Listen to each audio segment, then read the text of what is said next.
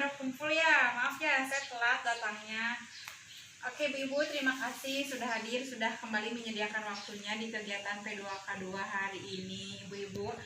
Sebelum acara dimulai, Bu-Ibu, mari kita berdoa agar kegiatan hari ini bisa berjalan dengan lancar. Berdoa dipersilakan. Ya, berdoa diakhiri. Ibu-ibu, ada yang bawa modulnya? Bu, sekarang saya mau tanya nih, buku pintarnya pada dibawa semua nggak? Oke, semuanya udah pada fotokopi ya? Udah pada dibawa semua ya? Alhamdulillah, terima kasih ibu-ibu. Baik ibu-ibu, sebelum kita duduk, ibu-ibu, ada yang masih ingat nggak sih tepuk hak anak? Kemarin pas pertemuan kemarin tuh ada tepuk hak anak ya? Ya, pada hafal semuanya? Ya, semuanya hafal ya. Ada yang mau mimpin? Ada yang bisa pimpin nggak? Oke, silahkan Ibu Linggah. Oke, dimulai. Tepuk hak anak. Hak hidup, tumbuh kembang, perlindungan, partisipasi. Yeay, terima kasih Ibu Linggah sudah memimpin. Ada lagi nggak satu orang lagi nih yang mau coba pimpin tepuk hak anaknya? Oke, Ibu Mia, silakan Ibu Mia. Oke, tepuk hak anak. Hak hidup, tumbuh kembang, perlindungan, partisipasi. Oke, Ibu Mia, terima kasih sudah memimpin. Tepuk tangan untuk kita semua. Anaknya sudah, mari kita duduk. Baik ibu-ibu, sebelum saya melanjutkan nih ke kegiatan selanjutnya, saya mau tanya dulu, yang kemarin nih, yang pertemuan kemarin, ada yang masih ingat nggak Bu? Kemarin teh ngebahas apa aja waktu bulan lalu? Ada yang masih ingat? Oke, silahkan Ibu Nisa, silahkan Bu Nisa.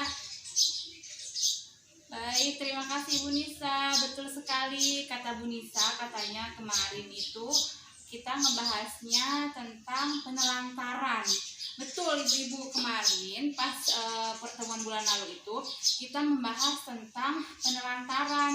Penelantaran itu apa sih? Ya ibu-ibu, jadi penelantaran itu adalah tidak dilakukannya kewajiban dan tanggung jawab oleh orang tua atau pengasuh kepada anaknya, misalnya dalam memberikan makanan yang bergizi, kemudian gimana anaknya agar bisa mendapatkan kasih sayang, kemudian juga ada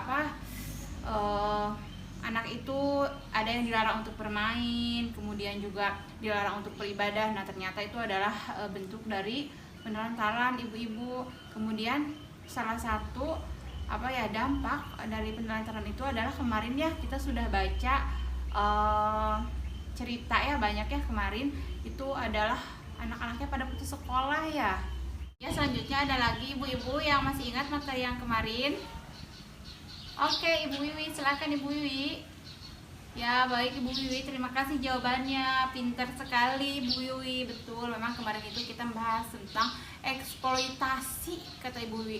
Jadi eksploitasi itu ibu-ibu adalah pemanfaatan anak baik untuk mendapatkan uang ataupun dalam bentuk bukan uang ibu-ibu.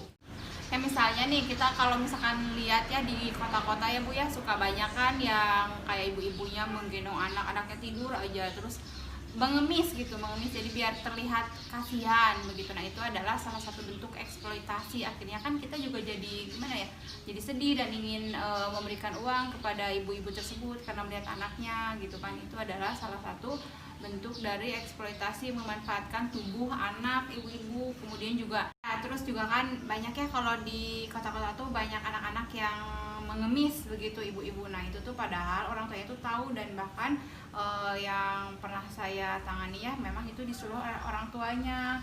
Kemudian ada yang jadi ondel-ondel. Nah yang bawa ondel-ondel juga itu ibu-ibu ternyata yang bawa ondel yang bukan bawa ondel-ondel, yang pakai topeng ondel-ondel itu adalah usianya masih anak-anak ibu-ibu. Jadi memang ya itu orang tuanya tahu gitu, mereka apa anak-anaknya jadi ondel-ondel Betawi itu.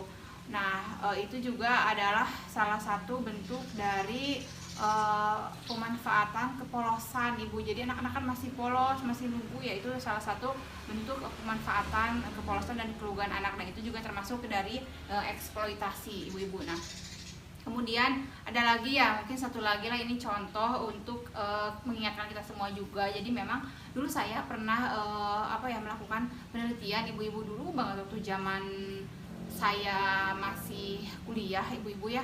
Jadi memang ada orang tua yang menganggap bahwa anak perempuan itu dianggap sama sebagai ladang atau sawah gitu. Jadi anak itu bisa dijual, bisa digadaikan. Nah, itu terjadi di salah satu kota juga di Jawa Barat Ibu-ibu. Jadi ya anak-anak setiap malamnya dijual gitu ya ke laki-laki hidung belang lah ya istilahnya. Jadi mereka dijual dan itu diantar sendiri oleh orang tuanya begitu. Nah, itu adalah bagian dari eksploitasi anak juga, itu termasuk dari eksploitasi seksual Ibu-ibu. Jadi tadi contoh-contoh eksploitasi itu apa aja Ibu-ibu? Coba saya mau dengar semuanya suaranya bareng-bareng. Apa? Ya, pemanfaatan tubuh anak, betul. Kemudian pemanfaatan kepolosan dan keluguan anak. Oke. Kemudian selanjutnya apalagi Bu-ibu? Pemanfaatan tenaga anak. Oke, betul sekali Ibu-ibu, semuanya pada pintar ya. Tepuk tangan dong buat Ibu-ibu semua. Oke Ibu-ibu, itu tadi kita ngobrol-ngobrol tentang yang kemarin ya, materi kemarin tentang penelantaran dan eksploitasi. Hari ini Ibu-ibu kita akan membahas tentang disabilitas. Apa Ibu-ibu? Ya, disabilitas. Jadi Ibu-ibu, disabilitas itu adalah kecacatan kalau kita biasa menyebutnya.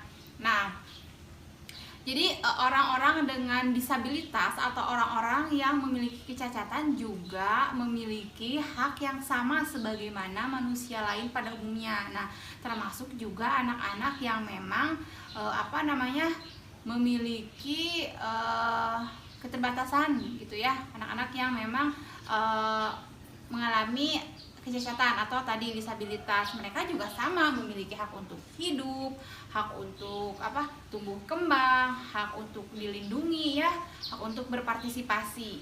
Ya, kemudian Ibu-ibu, orang yang mengalami disabilitas juga kan mereka sangat rentan ya untuk diterlantarkan, untuk dieksploitasi ya. Misalnya kayak kita suka melihat nih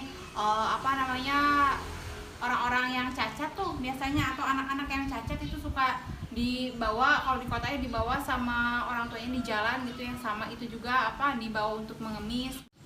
Kemudian nih ada orang yang yang punya gangguan jiwa juga kan banyak yang tidak dirawat gitu oleh keluarganya. Jadi orang tuanya keluarganya tidak mau merawatnya hingga akhirnya mereka juga terlantar jadi di jalanan gitu. Itu ada banyak sekali terjadi di sekitar kita ya Ibu-ibu ya.